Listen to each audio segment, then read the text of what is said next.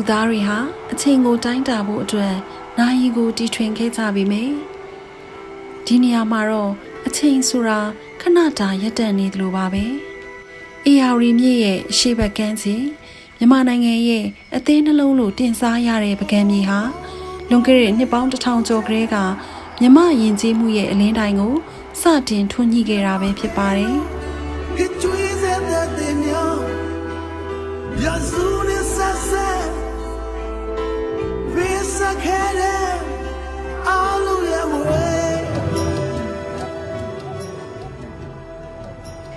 ဒါကြောင့်လဲပကံမြေဟာ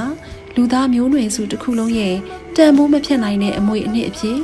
UNESCO ကမ္ဘာအမွေအနှစ်စာရင်းမှာဂုဏ်ယူစွာမှတ်တမ်းတင်ခံထားရတာပဲဖြစ်ပါတယ်။ပကံဟာမြန်မာလူမျိုးတွေရဲ့နှလုံးသားဝိညာဉ်တစ်ခုလည်းဖြစ်ပါတယ်။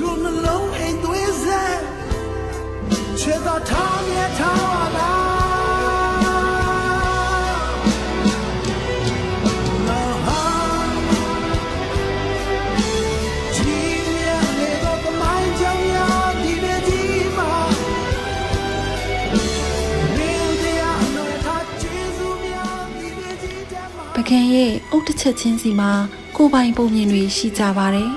။အနော်ယထာမင်းကြီးရဲ့စီးလုံးချင်းအင်အားကျန်စစ်မင်းကြီးရဲ့မေတ္တာတရားနဲ့အလောင်းစီသူမင်းကြီးရဲ့တရားတရားတွေကိုဒီအုပ်ရိုးတွေကြားမှာခံစားလို့ရနိုင်ပါတယ်။ AD 17ရာစုကနေ73ရာစုအထိထွန်းကားခဲ့တဲ့ပကံအင်ပါယာဟာ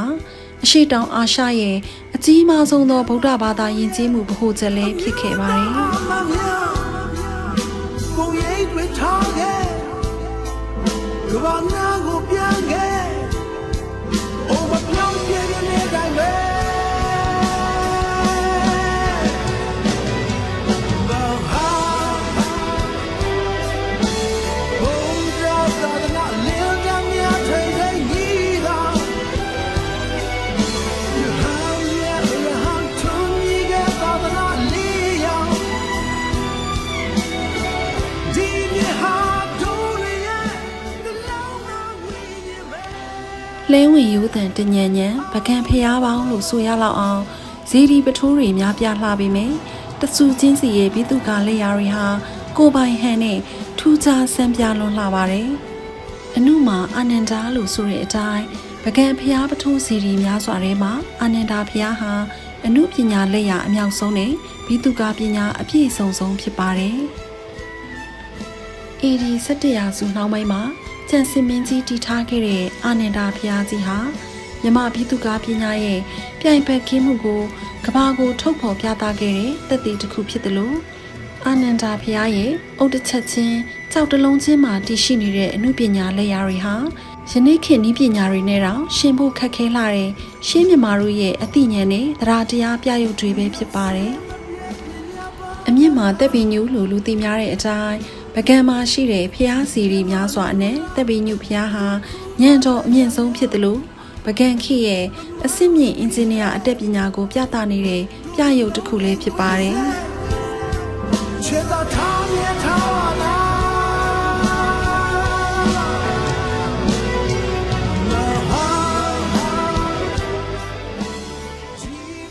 ဒူးမှာဓမယံကြီးလို့ဆိုတဲ့အတိုင်းဓမယံကြီးရဲ့ကြည်လင်လှတဲ့အုပ်စီလက်ရာတွေအတွင်းဘက်လှိုင်ပတ်လန်းတွေဟာလည်းဒီနေ့ခေတ်အထိအမခန်းလက်ရာတွေပဲဖြစ်ပါတယ်။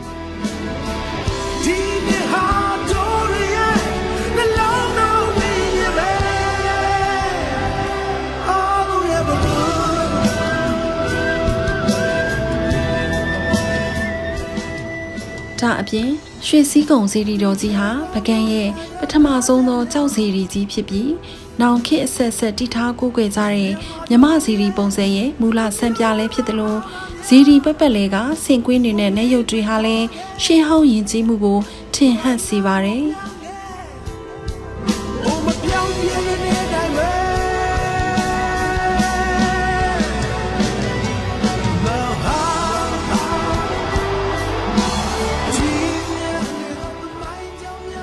ထီးလိုမင်းလိုဖျားရဲ့အနုစိတ်လှပတဲ့အင်္ဂလိပ်ပန်းတော်လက်ရာတွေ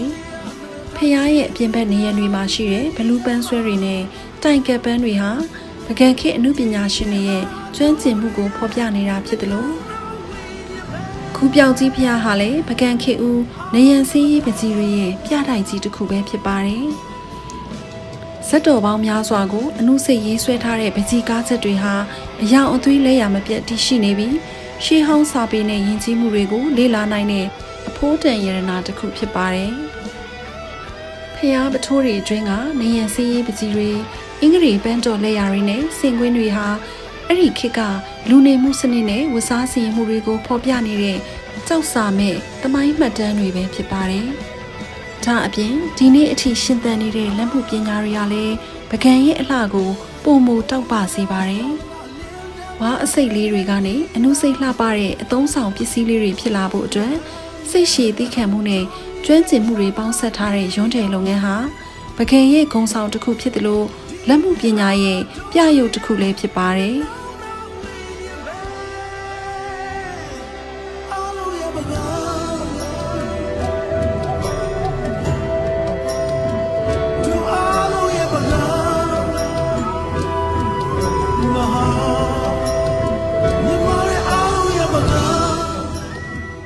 နေဝင်ချိန်ရောက်လာတဲ့အခါမှာတော့အနောက်ဘက်မင်းဝင်တောင်တန်းစီကိုတဖြည်းဖြည်းနှိမ်ဆင်းသွားတဲ့နေမင်းရဲ့အလားအေယာရီမြစ်ပြင်ပေါ်မှာရောင်ပြန်ဟပ်နေတဲ့ရွှေအိုးရောင်အလင်းတန်းတွေနဲ့ရှေးဟောင်းအုပ်ရိုးနီနီတွေပေါင်းဆက်လိုက်တဲ့ပကံမြေရဲ့အလားဟာစကလုံးနဲ့ဖော်ပြဖို့တော့ခက်ခဲလှပါတယ်ပကံမြေကိုရောက်လာခဲ့ရင်မိဘုံမြန်စီးပြီးပကံရဲ့အလှအပကိုအပေါ်စီးကနေငုံကြည့်ရတာဟာလေတသက်မမေ့နိုင်စရာအိမ်မက်ဆန်းဆန်းခန်းစားချက်ကိုပေးစွမ်းနိုင်မှာဖြစ်ပါတယ်။လှပတဲ့နနက်အာယုံတက်ချိန်ဒါမှမဟုတ်ညနေစီးစာအချိန်တွေမှာကောင်းကင်ရံမှာငိမ့်ညောင်းစွာပြန်တန်းနေတဲ့မိဘုံမြန်တွေဟာပကံရဲ့ရှေးဟောင်းအလှကိုခင်မိတဲ့မြင်ကွင်းတစ်ခုနဲ့အသက်သွင်းပေးလိုက်သလိုပါပဲ။အုပ်ပုံဟောင်းတွေကြားကသင်္ကန်းစာတွေဇီဒီတွေကြားကငိမ့်ချမ်းမှုတွေနဲ့လူသားတွေရဲ့နှွေးထွေးမှုတွေကြောင့်ပကံဟာရောက်ဖူးသူတိုင်းကိုထက်ခါပြန်လာကြအောင်ဆွဲဆောင်နိုင်တဲ့နေရာတစ်ခုဖြစ်ပါတယ်။ UNESCO ရဲ့ကမ္ဘာအမွေအနှစ်စာရင်းဝင်ဖြစ်တယ်လို့ကမ္ဘာအမွေအနှစ်တွေထဲကအတောက်ပဆုံးရတနာတစ်ပါးဖြစ်တဲ့မြန်မာတို့ရဲ့ဂုဏ်ယူစရာပကံမြေစီကိုလာရောက်လည်ပတ်ဖို့ဖိတ်ခေါ်လိုက်ရပါတယ်ရှင်။